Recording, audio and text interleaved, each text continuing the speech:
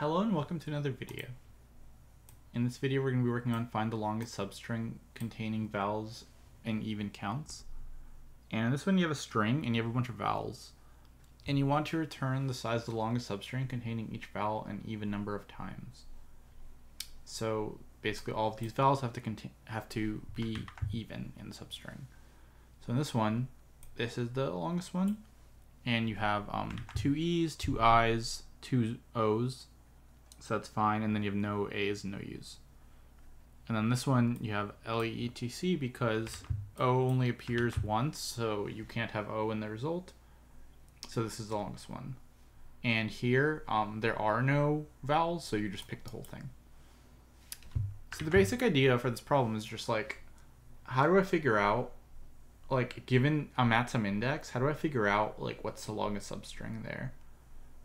And the idea here is, let's say we have 2 letters only, just to make it easier. So let's say we have like A's and E's and then like irrelevant letters. So first of all, if we have no vowels at all, like that should be some kind of a state, right? Like here, if we have no vowels at all. So basically we can kind of represent every character. Let's say we only have A's and E's. We can represent the state that we currently have. So we have 0 A's, 0 E's. And then we'd want to mark where that is. So in this case, we're actually going to mark it at index -1, and I'll kind of explain why as we keep going. And we don't really need to know the actual count. We just need to know if it's odd or even, because it's going to oscillate between odd or even. So we'll say like 0 is even and 1 is odd. So this will be like the index or location or something. Or we could say like this occurs at, yeah, we could say this state occurs at index -1. Okay, let's actually get another array like this. Okay, there you go. So obviously if we have no vowels at all, we can basically, like, let's say we have no vowels at all, right? And when we're at some location, like, what state are we looking for to determine the longest substring? Well, we actually just want to return, we actually want to find the place that this exact same state happened. Because if I have an odd, if I have an odd number, and I have another location that has an odd number, the thing in between them is going to be even, right? Like if I have like 3 A's, and then I have 7 A's, that array in between them is going to have 4, which is going to be even. Same thing for even. So if I have an even number, like 2, and then I have an even number later on, that thing in between them is always going to be even. So kind of the idea is, for every letter that we have to have an even, we're just going to say, whatever state we currently have, let's find a place where that occurred, and the substring between those has to be even, because even minus even is even, and odd minus odd is even as well. And now, let's say that occurs multiple times, like here. Like in this case, every single one of these indices is going to have this state, right? Because there are no vowels.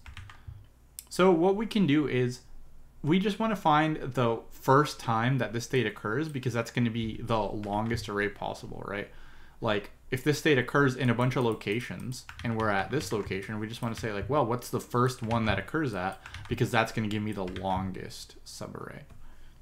So in this case, this state, basically what's going to happen is the empty array will be represented like this, right? There are no vowels at all, and this occurs at -1. And then when we come here, we're going to say, okay, well, the state is still this because there are no vowels. And the length of the subarray is this number minus wherever it occurred at, which is here. And that's correct, right? It's 1. And then we keep going, and we're going to say, okay, the state's still the same. So it's this minus where it occurred, which is 1 minus -1, which is 2. Which is correct as well, right? That, like, this is a valid subarray. And then we're basically going to keep doing that. So this is a valid subarray, this is a valid subarray. So if it's only consonants, we're going to get 4. Okay, now let's do 2 letters with varied numbers. So let's say our first letter happens to be, let's say our first letter happens to be like an A. So what's our state now? So our A is, we're going to keep track of this basically, is like, do we have an even number of A's or an odd number of A's? So our A is now odd, and our E's is still even. And this is at index 0. And because we've never seen this state before, there are no valid subarrays that include this index. Because if it's odd, we need to find the last time A's was odd as well and E's was even, and that never happened. So we're just going to record it. And then let's say we have an E here. So now our state will be A is 1, E is 1, and I is 1. And once again, we've never seen the state yet, right? Like these are all the states we have. So this is one state, this is another state, this is another state. We haven't seen this one yet, so we just record. Now let's say we run into an A again. So now this state will be A's is even, E's is odd. And have we seen this state before? Yeah, we have, right? So because we have seen this state, actually, have we? We haven't seen this. No, we haven't. Yeah, we haven't. 0, 1, we haven't seen it. So we're going to record again. Okay. And let's say we ran into an E again. So now we have A's is even, E's is even. Now we have seen the state, and this occurs at this location. So this is the first valid location where we can actually get a subarray. And because we've seen it, we can just say like, okay, well, the index we're at minus this is the length of the array. So it's going to be 3 minus -1. And we'll get 4. And that's kind of how you can just keep going with like these two letters. So you're essentially just going to keep getting the state, and you're going to check, have I seen it before? And if I have seen it before, I only want to record the first time I've seen it because that's going to give me the best results. So basically the idea is keep a state, check if we've seen it before. If yes, compare to result and like, you know, get the maximum. If no, record state and index because this is the first time we've seen it. So now the other thing is, how do I actually record this state? How do I like, because basically I want to have like a hash map or something of this. So in Python, it's pretty easy. You can basically just have like a tuple or something of all of your states. So for example, you can just say like, okay, my number of A's is 0, my number of B's is, or if I have A's, E's, I's, OU's, you can just record a tuple. And then you can record an index. So that would work. So this would be like 0 A's, 0 E's, 0 I's, 0 O's, 0 U's, and so on. And then you can, you know, change them.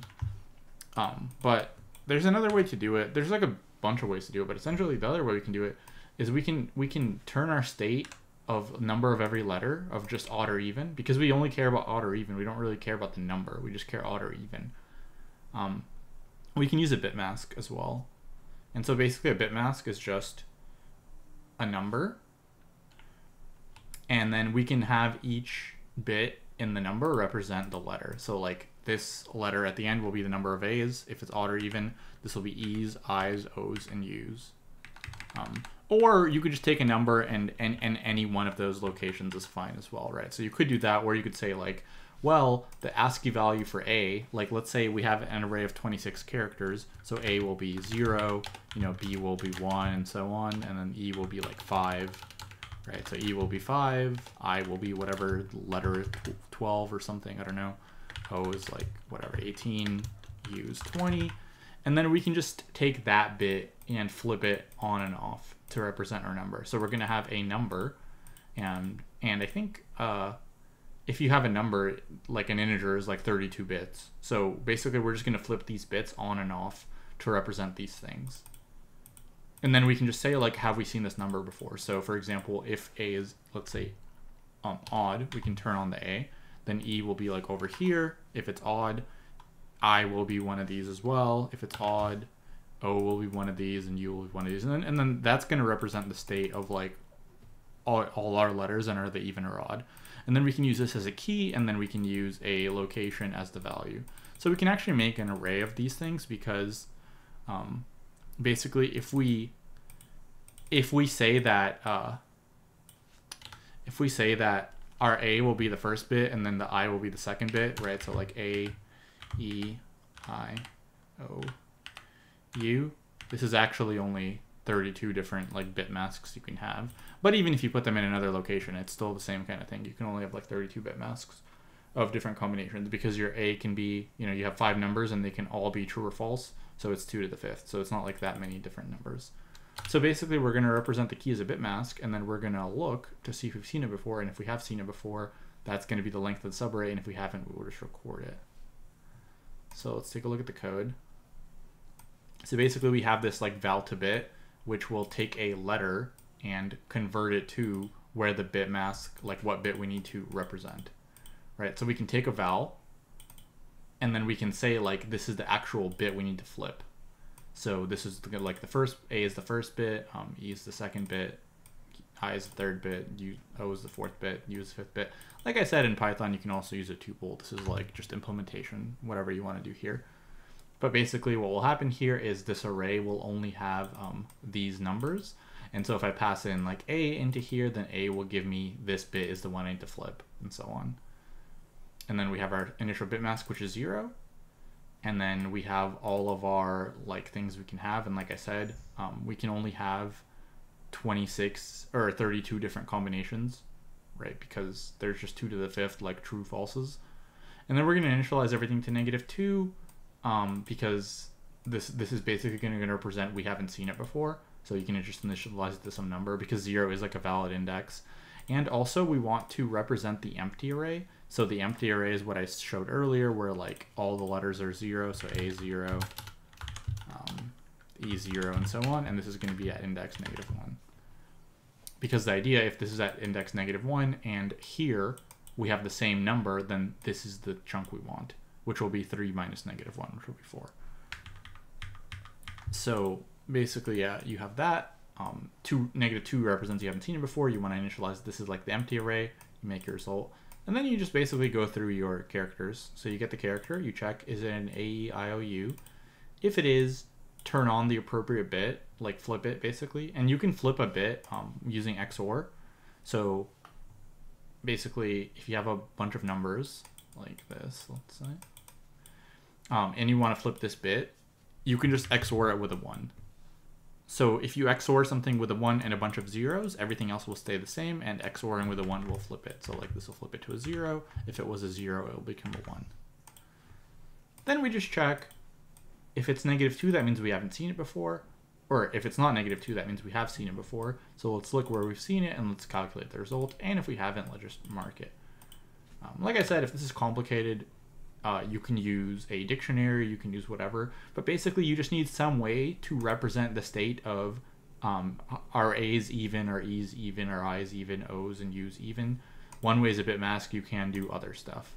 You can literally even make like a string as a key if you want. Like you can just say like, okay, my key is going to be like A's even, so let's say 0, dash E's even, dash I's even, dash O's even, dash U's even. Like as long as you have some kind of unique key that you can use to look up a index, that's fine. So this will work as well. Instead of using a bit mask, you can just make a string with all these values. That would also work in a dictionary. But in Java, a bit mask and arrays are faster, basically. So you avoid dictionaries if you can, I guess, if you want like performance. But I mean, big O is going to be the same. So yeah, I can show. Actually, let's submit this first. Okay. So yeah, in Python, this is just like a lot easier because we can just do this, and then we can use a dictionary instead. We can use a bit mask as well, or you can just make a tuple with all these things. So either one. I think my original solution that I made was a tuple, and then I changed it to a bit mask because it's just faster. But that kind of thing isn't important. Like I'd say the bit mask thing is like, if you don't know anything about bit mask, just make a unique key of all your items, and that'll be fine. If this is confusing. Yeah, so this is going to be. So what are we doing? We are like, this is basically constant time. So like I said, there's only 32 locations, so that's constant time as well. S we do have to go through, so that's going to be like ov(n) and space. So the thing to remember about all these two is, so this is only 26 characters and this is only 32. So whenever you have like a dictionary of characters that's only like lowercase English characters or something, and because we only have 32 different locations, it's like O of 36 plus O of 32, which is just constant. So that's why it's, if you can use characters as a dictionary or something, it's very good, because like let's say you have a string of 10 to the 5th characters. Well, if you're trying to get the count of every character or something, that's very small because there's only 26 characters. But yeah, that's going to be all for this one. Hopefully you liked it. If you did, please like the video and subscribe to the channel, and I'll see you in the next one. Thanks for watching.